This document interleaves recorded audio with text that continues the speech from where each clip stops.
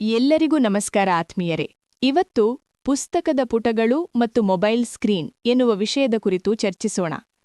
ಆತ್ಮೀಯ ವಿದ್ಯಾರ್ಥಿಗಳೇ, ಗೌರವಾನ್ವಿತ ಪೋಷಕರೇ ಹಾಗೂ ಶಿಕ್ಷಕ ವೃಂದದವರೇ, ಎಲ್ಲರಿಗೂ ನಮಸ್ಕಾರಗಳು.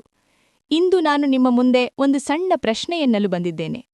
ನಿಮ್ಮ ಕೈಯಲ್ಲಿರುವ 6 ಇಂಚಿನ ಮೊಬೈಲ್ ಸ್ಕ್ರೀನ್ ನಿಮ್ಮ ಭವಿಷ್ಯವನ್ನು ನಿರ್ಧರಿಸುತ್ತದೆಯೋ ಅಥವಾ ನಿಮ್ಮ ಟೇಬಲ್ ಮೇಲಿರುವ ಪುಸ್ತಕಗಳು ನಿರ್ಧರಿಸುತ್ತವೆಯೋ?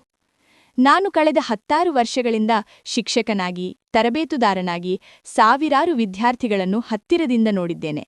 ಅವರ ಗೆಲುವು ಮತ್ತು ಸೋಲುಗಳೆರಡಕ್ಕೂ ನಾನು ಸಾಕ್ಷಿಯಾಗಿದ್ದೇನೆ. ತರಗತಿಯ ಒಳಗೆ ಮತ್ತು ಹೊರಗೆ ಮಕ್ಕಳ ವರ್ತನೆಗಳನ್ನು ಅಧ್ಯಯನ ಮಾಡಿದ ನನ್ನ ಸುದೀರ್ಘ ವೃತ್ತಿ ಅನುಭವದಲ್ಲಿ ನಾನು ಕಂಡುಕೊಂಡ ಒಂದು ದೊಡ್ಡ ಸತ್ಯವೆಂದರೆ, ಯಾರು ಪುಸ್ತಕಗಳನ್ನು ಪ್ರೀತಿಸುತ್ತಾರೋ ಅವರು ಎಂದಿಗೂ ಜೀವನದಲ್ಲಿ ಸೋತಿಲ್ಲ. ನಾನು ಕೇವಲ ಒಬ್ಬ ಭಾಷಣಕಾರನಾಗಿ ವೇದಿಕೆಯ ಮೇಲಿಂದ ಈ ಮಾತನ್ನು ಹೇಳುತ್ತಿಲ್ಲ. ಬದಲಾಗಿ ನಿಮ್ಮಂತೆಯೇ 10 ಹಲವು ತಪ್ಪುಗಳನ್ನು ಮಾಡಿ ಓದಿನಿಂದಲೇ ಜೀವನವನ್ನು ತಿದ್ದಿಕೊಂಡ ಒಬ್ಬ ಹಿತೈಷಿಯಾಗಿ ಈ ಮಾತನ್ನು ಹೇಳುತ್ತಿದ್ದೇನೆ. ನೀವು ಯೋಚಿಸಬಹುದು, ನಾವೆಲ್ಲರೂ ಸ್ಮಾರ್ಟ್ ಯುಗದಲ್ಲಿದ್ದೇವೆ, ಪುಸ್ತಕವೇ ಏಕೆ ಬೇಕು ಎಂದು. ವಿಜ್ಞಾನ ಹೇಳುತ್ತದೆ ಗೊತ್ತೇ?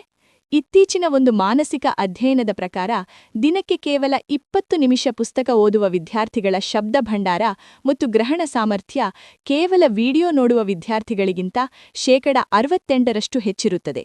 ಅಷ್ಟೇ ಅಲ್ಲ, ಮೈಕ್ರೋಸಾಫ್ಟ್ ಮಾಡಿರುವ ಸಂಶೋಧನೆಯ ಪ್ರಕಾರ ಸದಾ ಮೊಬೈಲ್ ರೀಲ್ಸ್ ಸ್ಕ್ರಾಲ್ ಮಾಡುವ ಯುವಜನತೆಯ ಏಕಾಗ್ರತೆಯ ಅವಧಿ ಕೇವಲ 8 ಸೆಕೆಂಡುಗಳಿಗೆ ಕುಸಿದಿದೆ.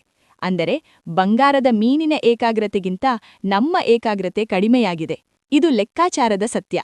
ಇಂತಹ ಅಸ್ಥಿರವಾದ ಮೆದುಳನ್ನು ಇಟ್ಟುಕೊಂಡು ನಾವು ನಾಳೆ IAS ಅಧಿಕಾರಿಗಳಾಗಲು ಅಥವಾ ದೊಡ್ಡ ಉದ್ಯಮಿಗಳಾಗಲು ಸಾಧ್ಯವೇ? ಖಂಡಿತ ಇಲ್ಲ. ಒಮ್ಮೆ ಕಣ್ಣು ಮುಚ್ಚಿ ನಿಮ್ಮ ತಂದೆ ತಾಯಿಯ ಮುಖವನ್ನು ನೆನಪಿಸಿಕೊಳ್ಳಿ. ತಮಗೆ ಎಷ್ಟೇ ಕಷ್ಟವಿದ್ದರೂ ತಮ್ಮ ಹಳೆಯ ಬಟ್ಟೆಯನ್ನೇ ಧರಿಸಿ ನಿಮಗೆ ಒಳ್ಳೆಯ ಬಟ್ಟೆ, ಒಳ್ಳೆಯ ಶಾಲೆ ಹಾಗೂ ಪುಸ್ತಕಗಳನ್ನು ಕೊಡುತ್ತಿದ್ದಾರೆ. ನೀವು ಯಾವುದೋ ಮೊಬೈಲ್ ಗೇಮ್ನಲ್ಲಿ ಮುಳುಗಿರುವಾಗ ಅವರು ನಿಮ್ಮ ಉಜ್ವಲ ಭವಿಷ್ಯದ ಕನಸು ಕಾಣುತ್ತಾ ಬೆವರು ಸುರಿಸುತ್ತಿರುತ್ತಾರೆ. ಅಬ್ದುಲ್ ಕಲಾಂ ಅವರು ರಾಮೇಶ್ವರಂನ ಬೀದಿಗಳಲ್ಲಿ ಪೇಪರ್ ಹಾಕುತ್ತಾ ಹಸಿದ ಹೊಟ್ಟೆಯಲ್ಲಿ ಓದಿದ ಆ ಪುಸ್ತಕಗಳೇ ಅವರನ್ನು ರಾಷ್ಟ್ರಪತಿ ಭವನದವರೆಗೆ ಕರೆದೊಯ್ದವು. ನಿಮ್ಮ ಪೋಷಕರ ಆ ಬೆವರಿನ ಹನಿಗೆ, ಅವರ ಆಸೆಗಳಿಗೆ ನಾವು ಬೆಲೆ ಕೊಡಬೇಡವೇ? ನಾಳೆ ನೀವು ವೇದಿಕೆ ಮೇಲೆ ದೊಡ್ಡ ಪ್ರಶಸ್ತಿ ಪಡೆಯುವಾಗ ನಿಮ್ಮ ತಂದೆ ತಾಯಿಯ ಕಣ್ಣಲ್ಲಿ ಬರುವ ಆನಂದ ಬಾಷ್ಪಕ್ಕಿಂತ ದೊಡ್ಡ ಸಾಧನೆ ಈ ಪ್ರಪಂಚದಲ್ಲಿ ಯಾವುದಾದರೂ ಇದೆಯೇ? ಆ ಆನಂದ ಬಾಷ್ಪವನ್ನು ನೋಡುವ ಭಾಗ್ಯ ನಿಮ್ಮದಾಗಬೇಕಲ್ಲವೇ? ಆದ್ದರಿಂದ ಸ್ನೇಹಿತರೆ, ಇಂದೇ ಒಂದು ನಿರ್ಧಾರ ಮಾಡಿ. ಮೊಬೈಲ್ ನಿಮ್ಮನ್ನಾಗುವ ಯಜಮಾನನಾಗದಿರಲಿ, ಅದು ಕೇವಲ ನಿಮ್ಮ ಗುಲಾಮನಾಗಿರಲಿ. ಇಂದಿನಿಂದ ಪ್ರತಿದಿನ ಕನಿಷ್ಠ 10 ಪುಟಗಳನ್ನಾದರೂ ಓದುವ ಅಭ್ಯಾಸವನ್ನು ಶುರುಮಾಡಿ. ಪುಸ್ತಕಗಳು ನಿಮ್ಮ ಜೇಬಿನಲ್ಲಿರುವ ಮೌನ ಗುರುಗಳು.